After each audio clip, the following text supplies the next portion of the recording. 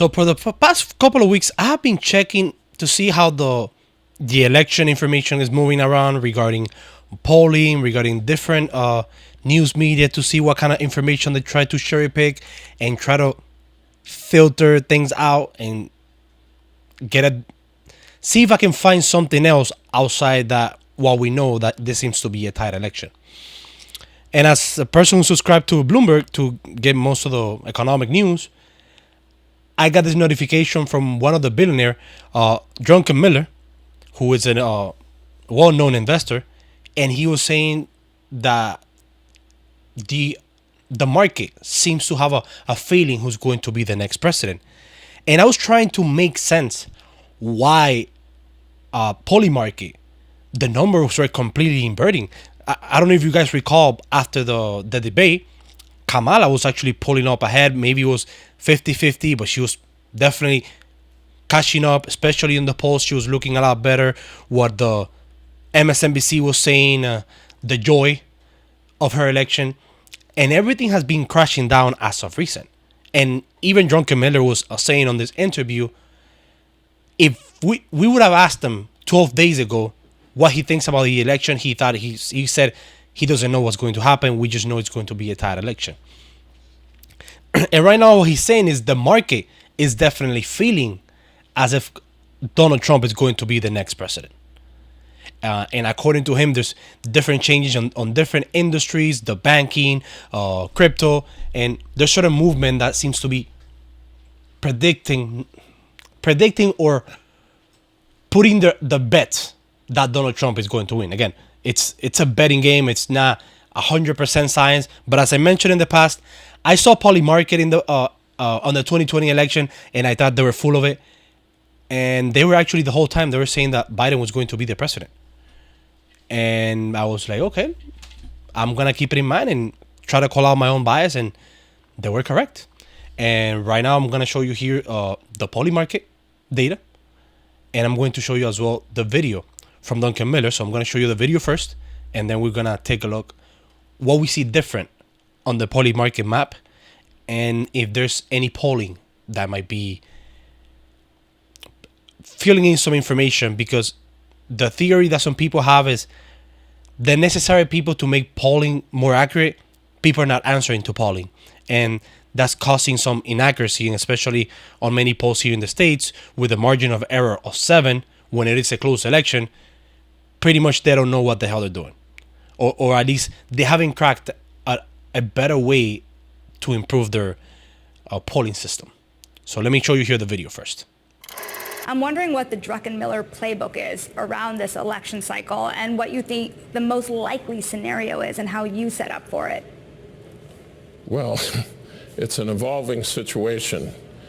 If you had asked me this 12 days ago, I would have said, I don't have a clue. It's a total toss-up.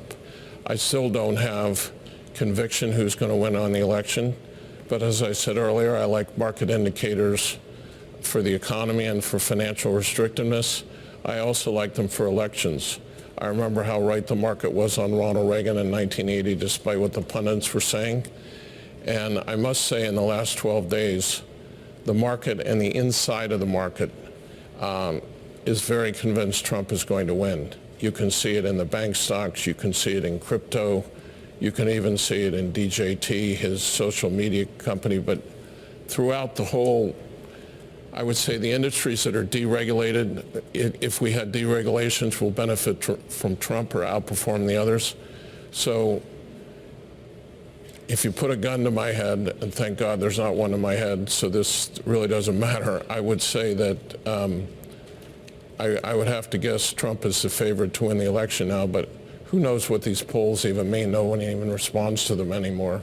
But that's what we're looking at. I think the delta between, let's say, 4 outcomes: blue sweep, red sweep, Trump with a blue branch of Congress, Harris with a red branch of Congress. First of all, I think the blue sweep is extremely unlikely. Even if Harris wins the presidency, looking at state-by-state polls, it looks like the Republicans are going to win the Senate.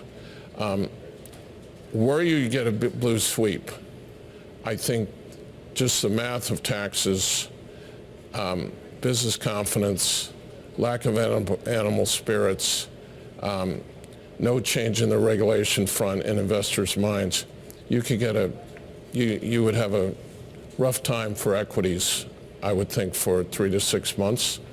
I think this would probably translate in the economy because equity ownership is 25% of financial assets at an all-time high. That was 15% just not that long ago. So that's the blue sweep. But the good news or the bad news, depending on how you view life, is I think it's highly unlikely, so that playbook is probably going to be irrelevant. So as he was saying in that clip, I mean, again, don't take him as his word, as if it's a guru that he's going to predict the election and he knows a lot better what's going to happen. But there's certain indicators that apparently that he seems that Trump is likely to be the next president. And as I mentioned, I was trying to make sense. I was like, why is PolyMarket going so bullish on Trump? Because I would expect it to be a 50-50. But let me show you guys here for a second here, the PolyMarket. So as you can see here in PolyMarket, back in when October 3rd, it was 50 to 49. Everything was close. I mean, that's probably sort of how I expected it. I thought it was going to be a 50-50, and whoever wins Pennsylvania and Georgia probably has the election in the bag. But then it started pulling away, and it peaked with Trump at 58 point something percent, and currently sitting at 58.1%.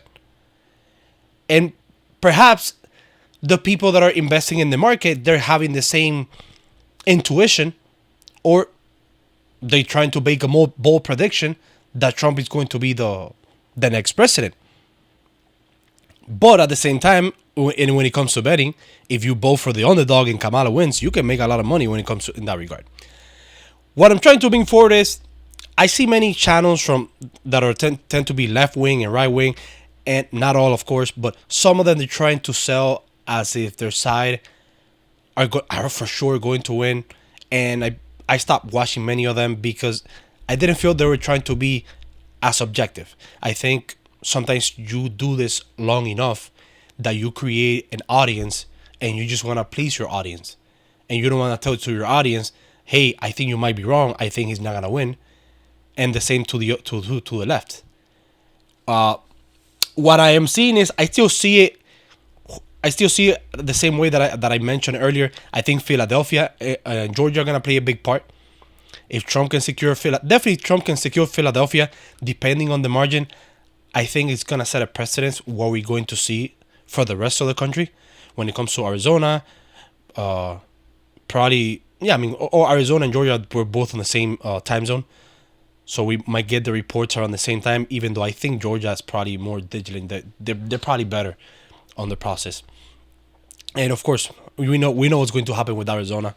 Everybody's going to be done. It's going to be December. We're gonna be celebrating New Year's, and Maricopa County, they're still gonna be counting. The same thing that as Broward used to be in Florida. They have a bunch of incompetent people there that they're not. I don't know what the hell they're doing. But I do want to bring it up. Georgia might have some delays. So Georgia might have some delays because there was a change that all the ballots, I don't know if it's all the counties or in certain counties or in the entire state, where they have to be counted manually. So this does improve the accuracy of the election results, but it's definitely going to make it significantly slower. And I will leave it with that. Let's see what happens. We still have less than a month to go. I do have a trip coming up, and I wanted to drop a video until I come back, and I want to reflect when I get back as the day gets closer to the election to see if any of these numbers change or is something else. I'm waiting for the Atlas Intel